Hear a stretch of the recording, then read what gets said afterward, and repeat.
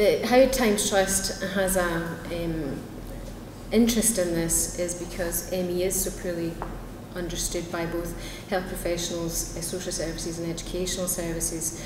To give you a bit of background, my children are all grown up now, but one of our sons had ME when he was 11. He'd just gone up to high school and he became extremely ill, and we had to take him out of school, and his health deteriorated very quickly to a very severe point. He was never able to go back to school, and in fact has no formal education past the age of 11. Although our son didn't have a named person, the experience that we had is very similar to the experience that children with ME have now, but they have the added extra of having a named person. And why that's important is because the way we viewed our son's illness was different from the way the professionals viewed his illness, and how we wanted to care for our son was different from how the health professionals, social services and the educational services wanted to deal with our son. Because there is no cure for ME, the best way to care for children with ME is to allow them to recover, is to allow their bodies to recover at a rate that suits them. What educational services and indeed health professionals want to do is they want to get them back to school as quickly as possible. So what they do is they use school attendance as a sort of graded exercise therapy. So they say to parents that you need to get your child back to school, you need to get them into a routine, and you can't let them rest. We disagreed with that because when we tried it, we agreed, because we thought they knew best, we went along with what they said initially, and we saw our son's health deteriorate very drastically to a point where he, at his worst, was housebound. He was skeletal. He could only survive on a liquid diet. He could barely talk, and he could hardly walk. So on seeing our son reduced to that, we took the view that the professionals didn't know best, and in fact we as parents knew what was best for our son. With the named person provision, that is taken away from parents. They no longer have that authority. With ME, what will happen is, and indeed has happened, is that named persons talk to other professionals. The named person is allowed to access your child's confidential records, including health records, and they can see what health professionals have written. Health professionals who do not understand ME will take the wrong path. They will want to get the child back to school, they will not want to let the child rest, and if you as a parent disagree with that, then you're wrong. And what that leads to is distrust of parents, the belief that actually something else is going on, and that's when very often child services get called in.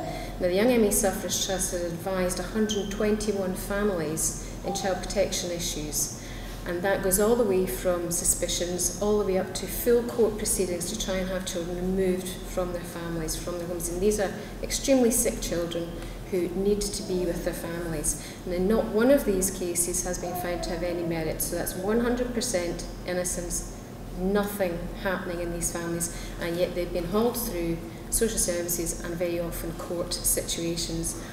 And what happens when parents and families are put through that is that they get a distrust of authority, and very often the parents and families that we speak to, they then don't want to take their children to doctors, to the nurses, to schools, because they distrust what is going to happen. And with the named person, again, you don't have that choice. It's taken out of your hands. If the named person has a worry and a doubt or a concern, then they can initiate interventions into your family situation. The Scottish Government has said that parents do not have to interact with their named person, are not obliged to. But I'm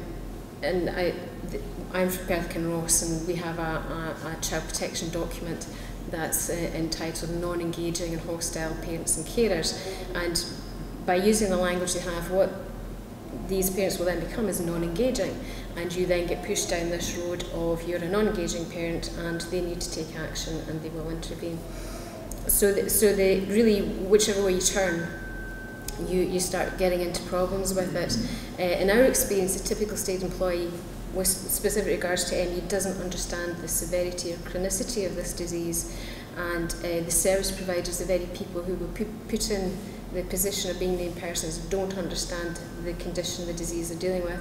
That doesn't apply simply to ME, it will apply to other conditions and illnesses. So what you have in charge of your child's care is somebody who doesn't necessarily understand what they're dealing with, but they will take the advice of the other health professionals or whoever it is they're speaking to instead of listening to the parents. It puts the parents in the back foot, takes away your authority over your child, and doesn't leave you with many places to go if they disagree with what you're saying. Child protection investigations are experienced by children and parents alike and described as overbearing and traumatic. Effects are long lasting, and the effect is not unusual for parents who are deeply shocked, as I said, over the punitive and inappropriate services just to avoid going to authorities. And many families have been shocked to find out what's actually been written about them when they've put in requests to the authorities to find out what's on their records. This is happening already. There's in Perth and Canossa there was the Evidence to Success survey. Many of you may have heard about that, which was done without parental consent. They could link them to the child to the number because they had that on their information sheet. So there's a lot going on that parents I don't think are aware of, and that by the time you do become aware of it, so much is being done, it becomes difficult to undo. There's the instances that happened in Isle of Man with a very similar act that they put in place. They had this problem with parents who didn't want to engage anymore, even if it was postnatal depression. They just didn't trust the authorities to engage anymore. And to our mind, that's where we're heading with this. I said there's no cure for ME, and the perception that there is continues to haunt families because they're told by the health professionals that your child can be cured. All you have to do is follow what we're doing, when in fact it makes them ill. For many, state intrusion has impacted negatively on their ability to care for, nurse and educate their children, because if you don't put your child into school, it's very difficult actually to get home education for your child as well. The inappropriate use of child protection powers is traumatically experienced by families as intimidation and coercion into regimens of treatment that they believe to be harmful to their child.